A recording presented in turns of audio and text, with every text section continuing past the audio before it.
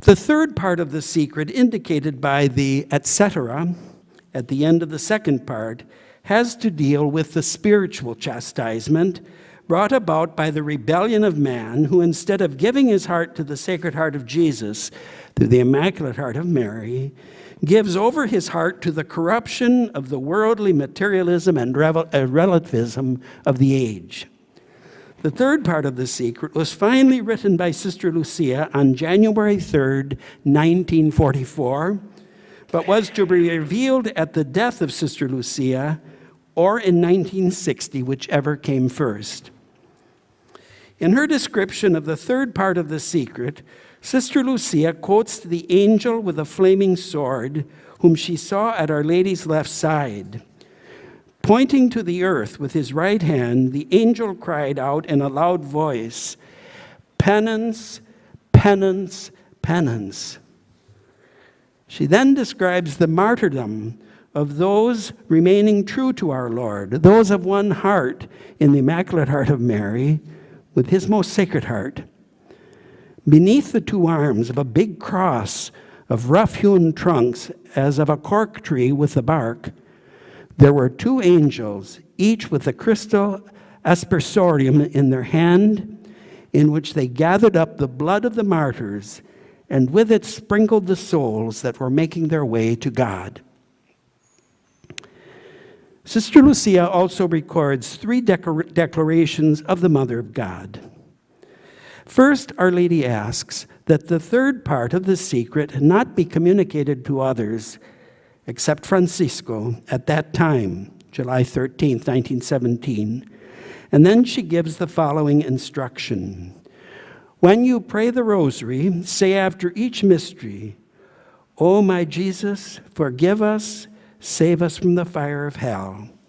Lead all souls to heaven, especially those who are most in need."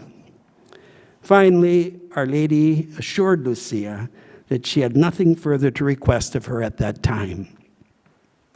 I now return to the third part of the secret or message of Fatima.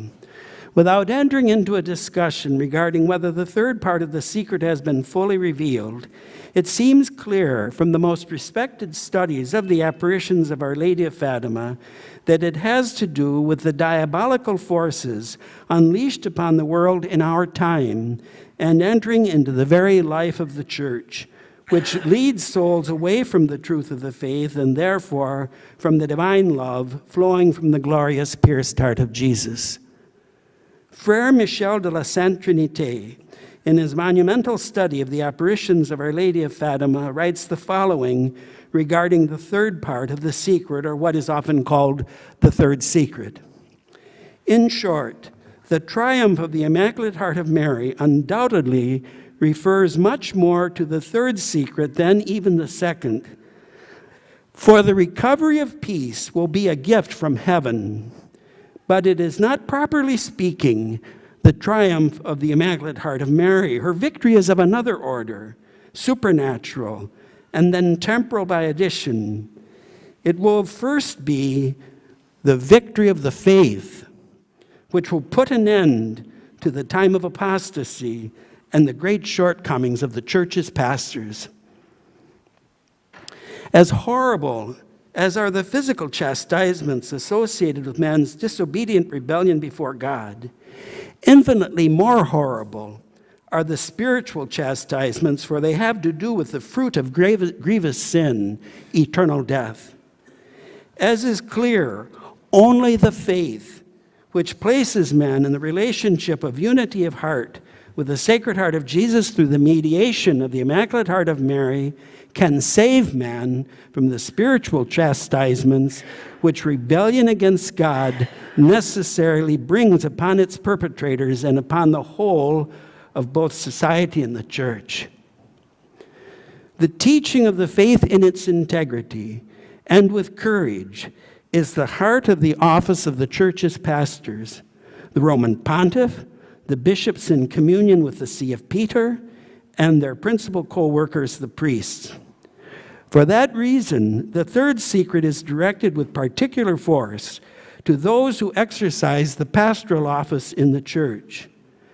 Their failure to teach the faith in fidelity to the Church's constant teaching and practice, whether through a superficial, confused, or even worldly approach, and their silence endangers mortally, in the deepest spiritual sense, the very souls for whom they have been consecrated to care spiritually.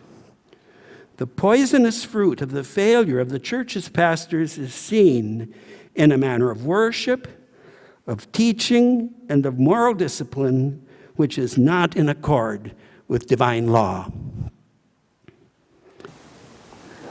God's messenger to the shepherd children was already indicating the way in which the Mother of God would lead the world to deal with the grave crisis of atheistic materialism or communism and its inherent apostasy, the way of faith and prayer and of penance and reparation.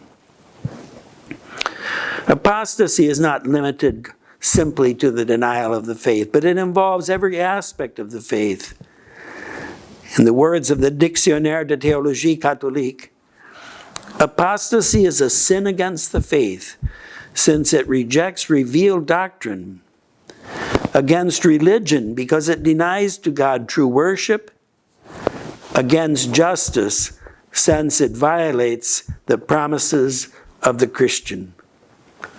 Referring to a modern author who calls apostasy spiritual suicide, the Dictionnaire de Théologie Catholique declares, this spiritual suicide is, after the hatred of God, the most grave of sins, for it more completely and definitively than the fault simply opposed to the moral virtues separates the powers of the human soul, intelligence and will from God. It is clear that apostasy, either explicit or implicit, leads hearts away from the Immaculate Heart of Mary, and thus from the Sacred Heart of Jesus, the only font of our salvation. In that regard, as the message of Fatima makes clear, that the pastors of the Church who cooperate in some way with apostasy, also by their silence, bear a very heavy burden of responsibility.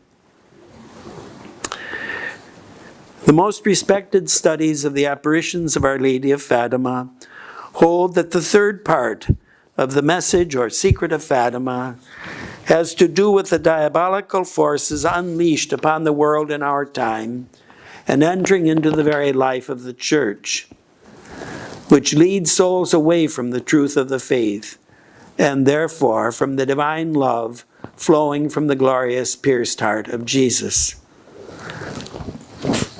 Our Lady of Fatima makes it clear that only the faith, which places man in the relationship of unity of heart with the Sacred Heart of Jesus through the mediation of her Immaculate Heart, can save man from the material and spiritual chastisements which rebellion against God necessarily brings upon its perpetrators and upon the whole of both society and the Church. She therefore urges daily conversion of life for the salvation of souls and the salvation of the world.